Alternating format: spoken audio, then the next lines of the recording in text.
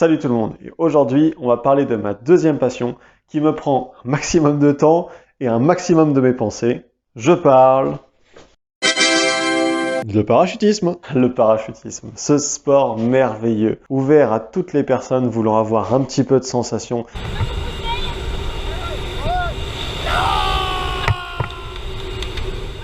Et vivre des moments extraordinaires sans pour autant trop se fatiguer. Je vous explique. Vous montez dans la camionnette qui vous emmènera jusqu'à l'avion. Ici, vous aurez juste à monter dans l'avion et vous asseoir confortablement. Enfin, comme vous pourrez, parce qu'à 10 dans un petit avion, des fois c'est serré. Vous n'aurez plus qu'à attendre une quinzaine de minutes, le temps d'arriver à 4000 mètres. Et à ce moment-là, vous n'aurez plus qu'un petit pas à faire dehors.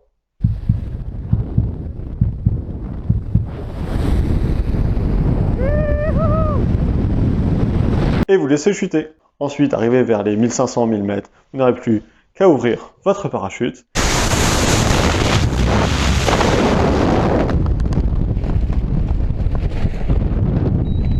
Et le tour est joué. Vous êtes parachutiste. Maintenant, il y a encore pas mal d'idées reçues ou de questions récurrentes qui reviennent souvent et freinent les gens à essayer ou se lancer dans le parachutisme. Je pense notamment au fameux « Ouais, mais si le parachute il s'ouvre pas, comment tu fais ?» Honnêtement, je ne vois pas pourquoi il ne s'ouvrirait pas.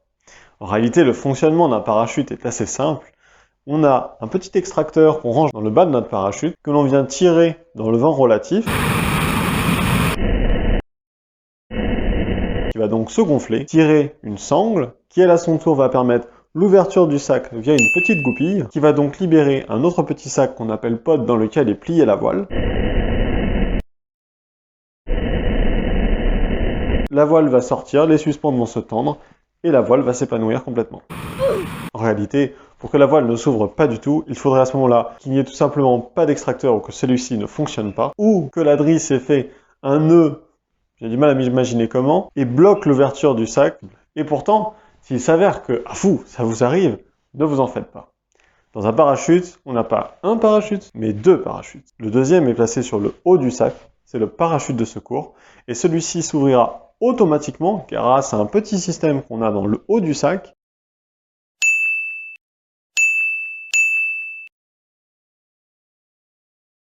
Donc, absolument aucun souci. Ouais, mais en chute, on peut respirer? Bah oui. En réalité, le fait que vous soyez en chute libre ne va pas vous gêner pour respirer, que ce soit par le nez ou par la bouche, vous n'aurez absolument aucun problème. Le fait qu'on chute à grande vitesse ne vous gênera pas. Les seules choses qui peuvent arriver sont des personnes qui ont tendance à retenir leur respiration sous l'effet du stress et donc avoir cette impression d'apnée pendant le saut.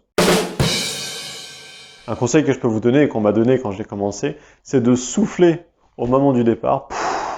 Comme ça, votre premier réflexe en chute sera de respirer et vous éviterez ainsi cette apnée. Une autre chose que j'entends très 2 hours later. très souvent, c'est le fameux « Ouais, mais si le parachute il se met en torche, la fameuse torche ». J'en entends tout le temps parler. Je vais vous apprendre quelque chose aujourd'hui. La torche, ça n'existe pas. Ça n'existe tout simplement pas. En réalité, si, ça a existé à une époque.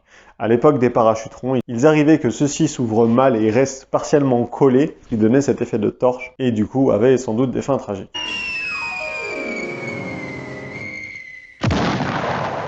Aujourd'hui, nous n'utilisons plus ce genre de parachute, du moins pas dans le monde du loisir. Nous utilisons des voiles qu'on appelle des voiles L, qui sont en réalité un ensemble de caissons entre 7 et 9 qui vont se gonfler et former une aile, comme une aile d'avion.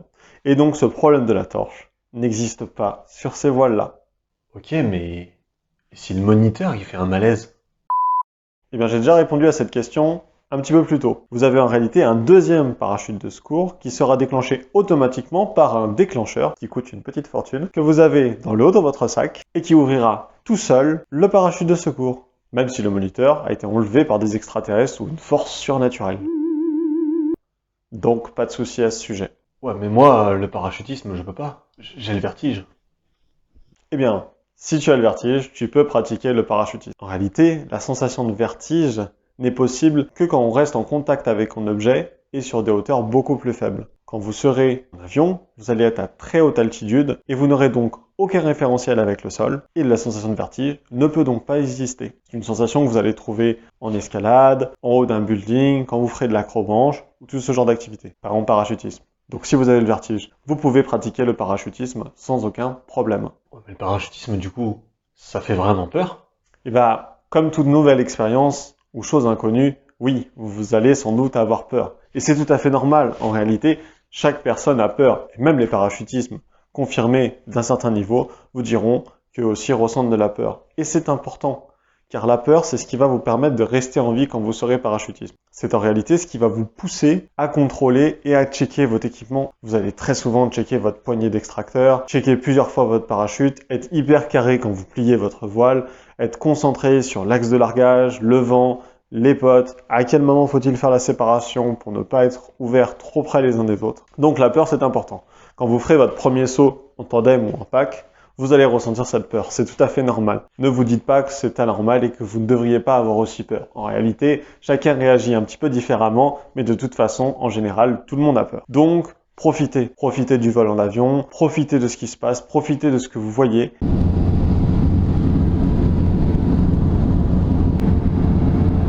Et vivez le moment présent. Ouais, ok, ça a l'air plutôt cool, mais au final, il y a des trucs à savoir, ou il faut avoir une bonne condition physique. Plus vous serez en forme, bien sûr, plus vous pourrez être à l'aise en l'air, mais c'est un sport qui reste vraiment ouvert à tous et accessible à tous. Si vous êtes dans le cas de quelqu'un qui est légèrement en surpoids et que vous voulez quand même découvrir le parachutisme, à ce moment-là, n'hésitez pas à contacter les drop zones qui sont vers chez vous et à leur poser la question. Il y a souvent moyen de s'arranger en fonction de votre poids pour trouver un moniteur qui, lui, saura vous gérer en l'air et avec lequel vous pourrez sauter. Ok, mais du coup, y a-t-il des risques à pratiquer le parachutisme? C'est dangereux? Oui, le parachutisme, ça reste encore un sport à risque. Mais comme plein d'autres, la plongée, le ski, l'équitation et plein d'autres choses. Et sur les statistiques, en réalité, nous avons moins d'accidents en parachutisme qu'en ski ou en équitation. Il faut savoir qu'en réalité, la plupart des accidents en parachutisme ont lieu lors de l'atterrissage. C'est pas l'image que les gens s'en font d'une personne qui va s'écraser violemment au sol parce que son parachute ne s'est pas ouvert. Non, en général, la plupart des accidents, c'est des petites entorses, c'est des blessures au niveau des jambes lors d'un mauvais atterrissage.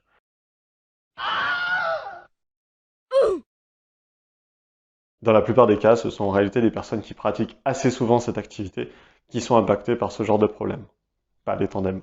Ok, du coup, là, vous vous sentez un petit peu rassuré, vous vous dites, bah ouais, mais c'est cool, bah du coup, je pourrais me lancer. Et à ce moment-là, je vous dirais de rester connecté car la suite sur les formations que vous pouvez faire en parachutisme arrive bientôt. Du coup, en attendant, n'hésitez pas à vous abonner, à liker la vidéo, à la partager à des gens qui pourraient être intéressés. Vous avez aussi mon Instagram, mon Facebook pour continuer à suivre, me poser des questions. Et sur ce, salut tout le monde!